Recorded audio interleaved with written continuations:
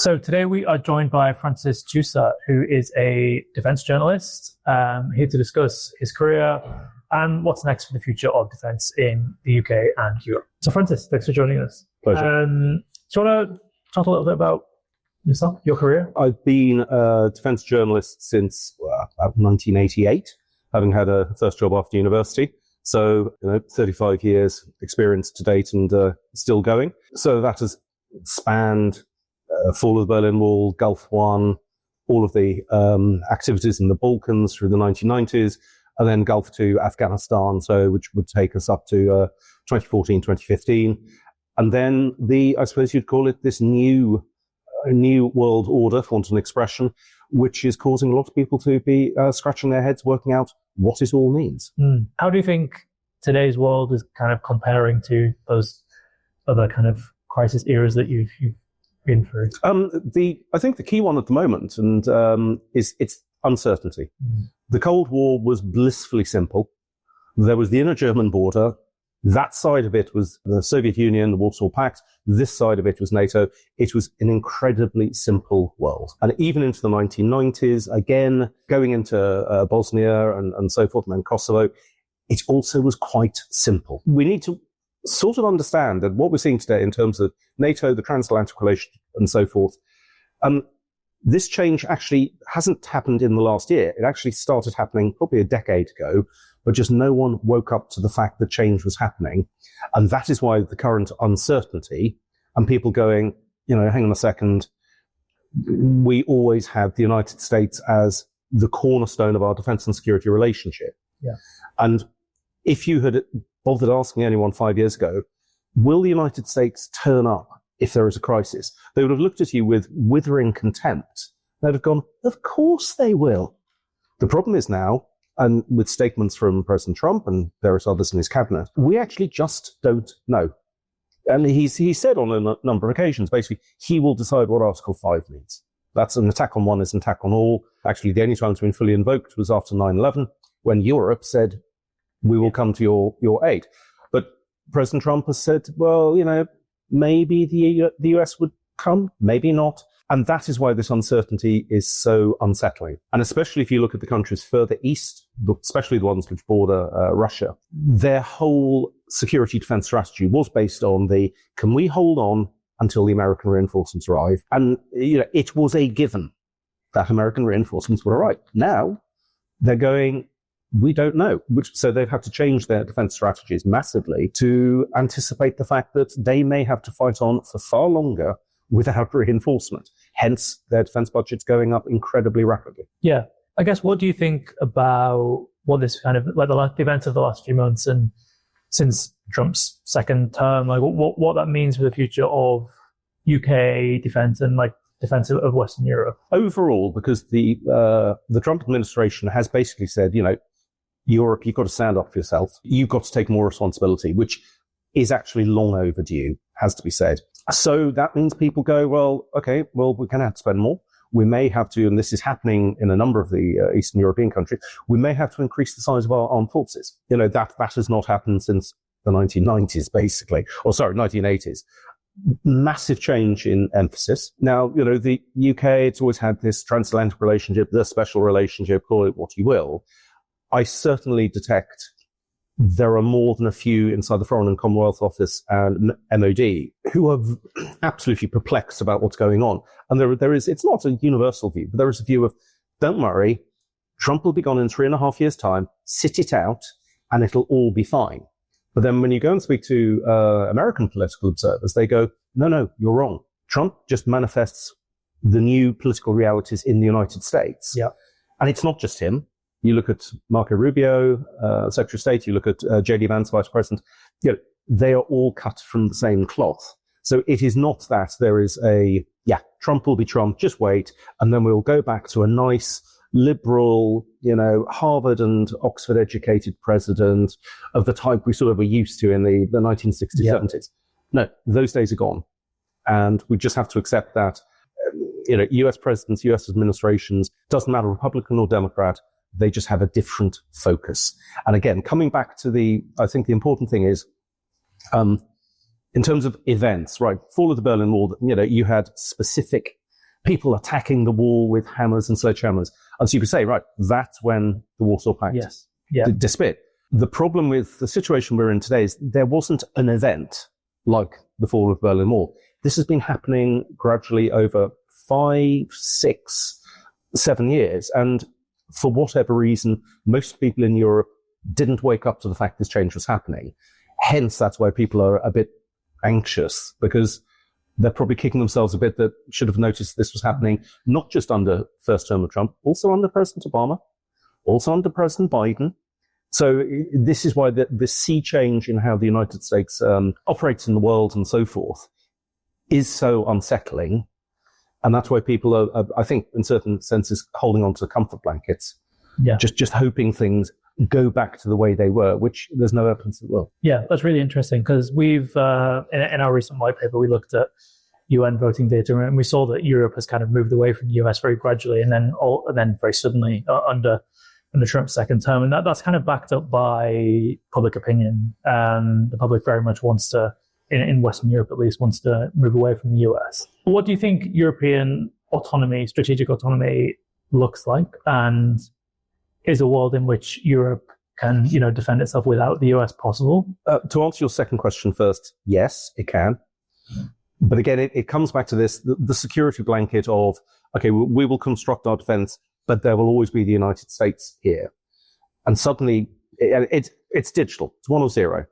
5 years ago, absolute certainty the US would turn up. 1. Yeah. Now, because you just go, we don't know, it's 0. A lot is said and written about how, as we're completely reliant, Europe is on the United States. Actually, when you delve down into it, the strategic reliance is not as big as you would think. People said, we're completely reliant on, just as one example, which gets bantered around, completely reliant on the United States for, satellite imagery and so forth. And the answer is, we chose not to put as many of our own satellites in orbit because it was just a bit easier and cheaper. The fact is, Europe has a perfectly capable satellite industry that does make highly sophisticated surveillance satellites. There are quite a few of them up there anyway. So that sort of, we rely completely on the US isn't actually true. In-flight refueling, tankers and so forth.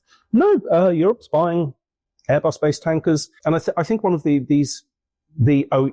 we rely on the United States. If you are looking at having a global military in terms of operating not just in Europe, but Middle East, Far East, the Indo-Pacific, it is absolutely true that the US has more transport aircraft, more tanker aircraft, and you would need them because the distances in the Pacific are massive. For Europe, the immediate issue is Russia. Yeah. It is not about operating in the Indian Ocean, the Pacific Ocean.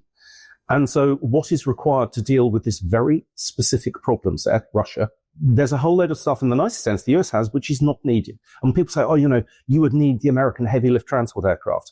No, if you were looking to move, just for the sake of argument, French tanks from northeast France to Poland, you do not need heavy lift transport aircraft. You would not fly them anyway.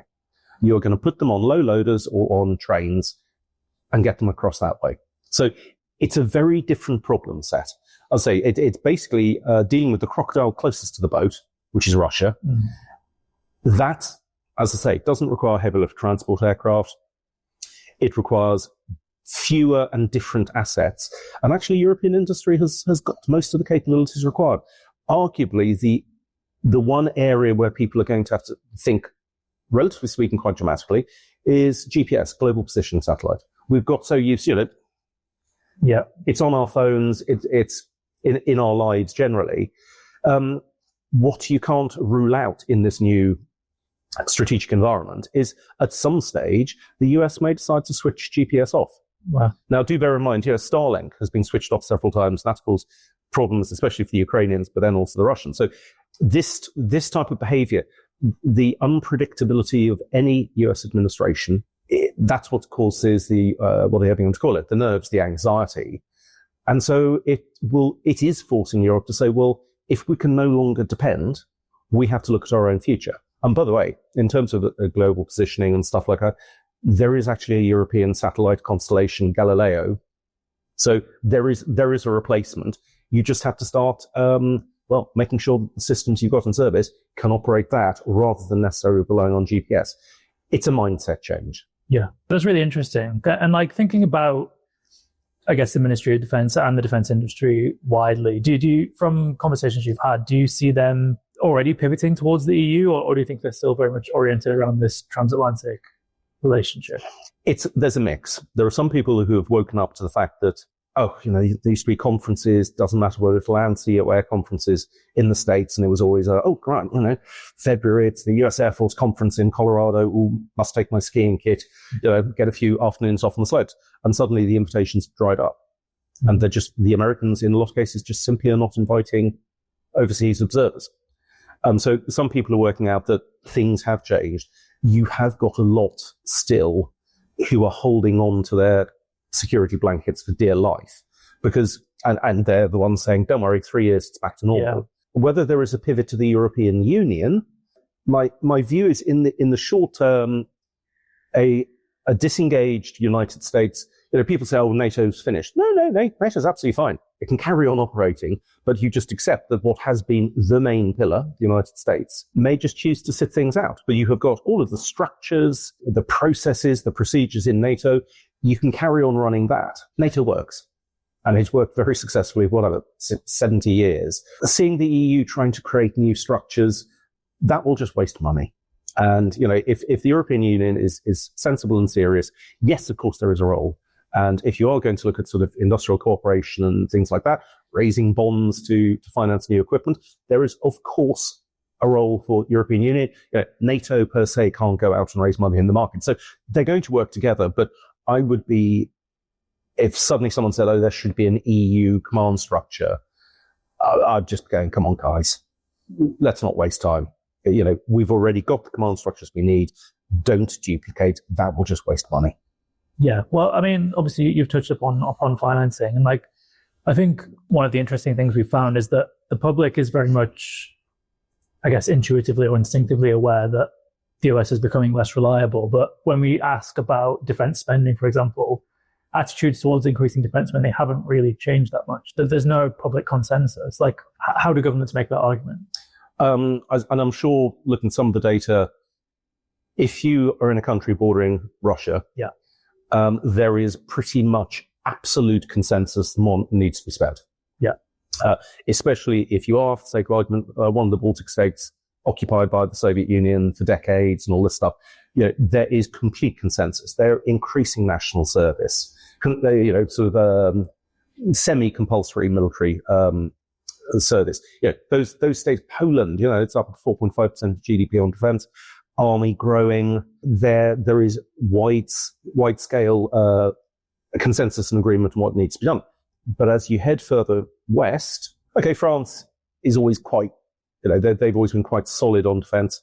Belgium, and then you get down into the Iberian Peninsula, Spain and Portugal. Okay, they got a kick up the backside last year, and both of them boosted defense spending. But that was under significant pressure. And you hear things from their political classes. It's sort of, defense, not sure about this. In the UK, and this was the case also under the previous government, the case for defense was not being particularly well made. When, we saw the start of the war, the invasion of Ukraine, and you started seeing the missile attacks on Ukrainian cities. And the former Defense Secretary, Grant Shapps, was asked about, what would Britain do if this, there were to be missile attacks? And he basically sort of said, it's unlikely because we're further away. And he also said, if missiles are fired, don't worry, our allies will shoot them down for us. Now, I then happen to be speaking at various conferences and shows and speaking to the countries in between us and Russia and saying, okay, so some ballistic missiles are seen being launched from, say, Kaliningrad, the enclave in Poland. Would you shoot them down for us? And Germans going, we've only got a small stock of missiles, and the command system on Patriot, it will say, that missile is going to hit here in Germany, so we'd engage it.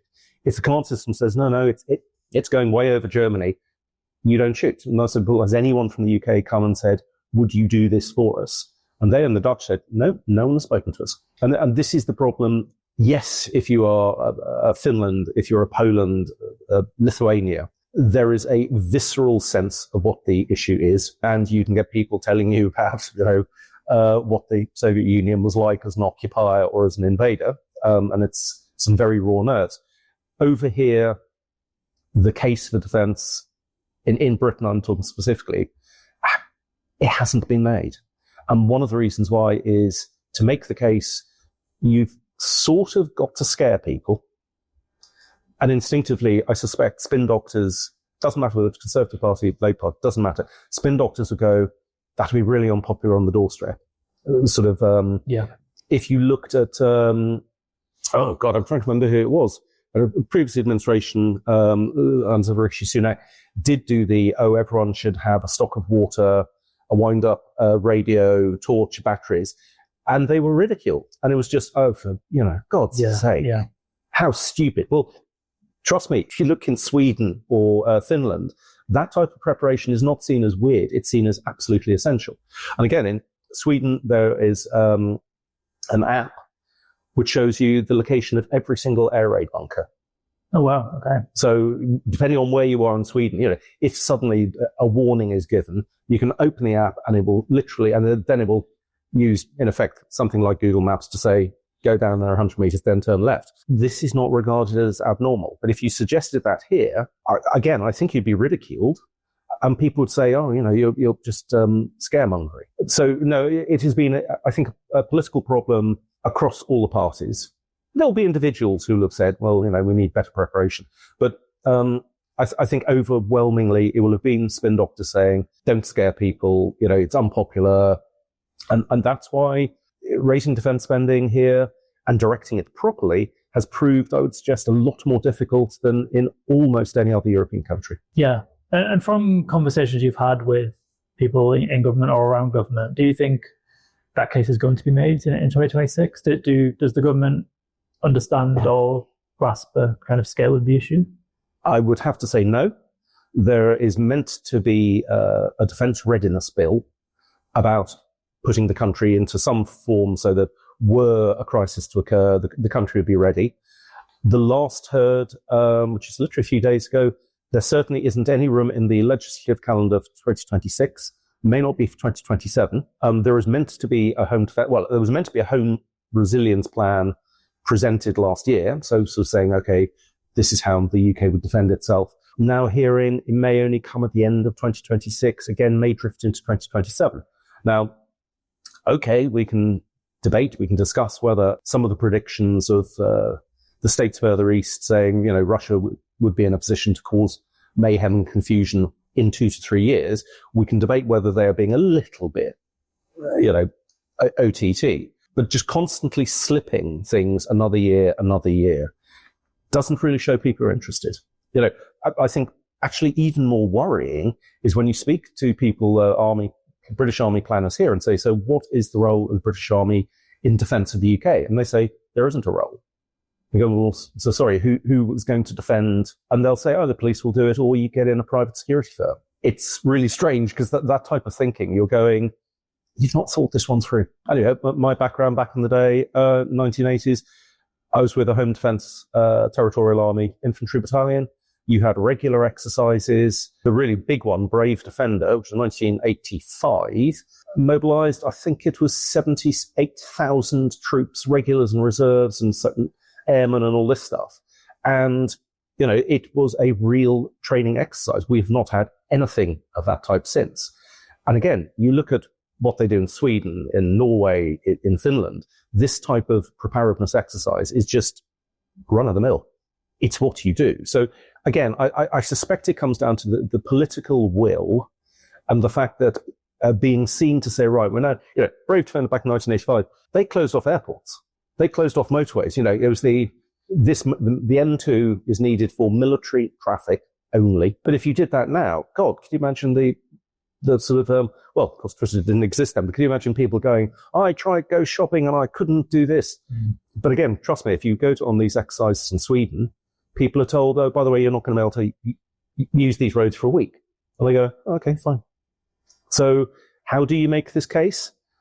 Well, I think to a certain extent, you do have to, for want of an expression, scare people. Where we're sitting at the moment, we are about, I'd say 2.5, 3 miles from a large windowless building in West India Dock, which handles, it's going to vary, let's say it handles 3/4 of all the internet and phone traffic for London and South East. Imagine that gets hit by a drone or a missile and literally the phone network disappears, including government phone network as well. I think there would be riots. But to deal with that, you actually have to train and say, okay, if this happens, what then do we do? And again, I suspect the spin doctors say, you can't be seen to do that because you'll scare people. You know, look at what happens, sadly, on an almost nightly basis to Kyiv, with drones and missiles hitting it, the stresses and strains on the health system, you know, the hospitals. Do we think we would cope better? I suspect we wouldn't. So yeah, it sounds strange to get prepared, to basically manage the risk. Yeah, we have to look at the worst risks and say, okay, if that were to happen, what would we do? And then you have to train for it. Now, if that means exercises, mobilizations, and so forth, well, that's what we used to do in the Cold War, and it worked. But yeah, how do you bring a public along with you who has not had to think this way for, you know, bearing in mind the Cold War ended in 1990, what proportion of the British public either were so young they didn't, you know what was going on, or literally were not alive at the time? I would say it's probably 50%. Yeah. So how do you get it through to that cohort? There's a new reality. Yeah. It's not going to be easy. I mean, I guess that gets us onto the final question I wanted to ask, and that's, what do you think is the one thing? Obviously, there's multiple. But what's the one thing you think people are kind of getting wrong or misunderstanding about this transition, I guess, away from the US? If you were to look at, as it were, the broader administration, not this government, but sort of, let's call it Whitehall, is understanding that there has been a change as dramatic as the end of the Cold War. I would say more dramatic than 9/11. 9/11 was, in inverted commas, a bit of a blip.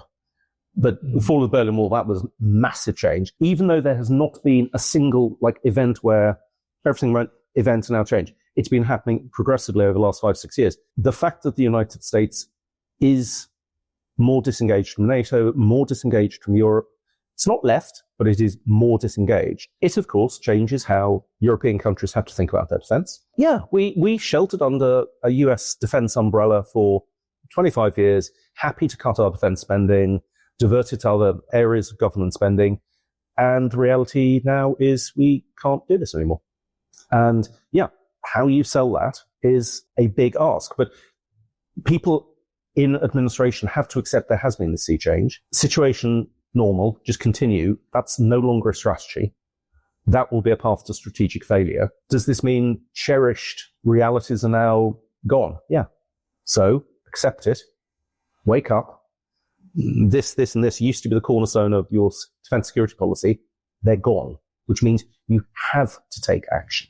So I think a degree of institutional inertia of, again, let's sit it out and wait and see.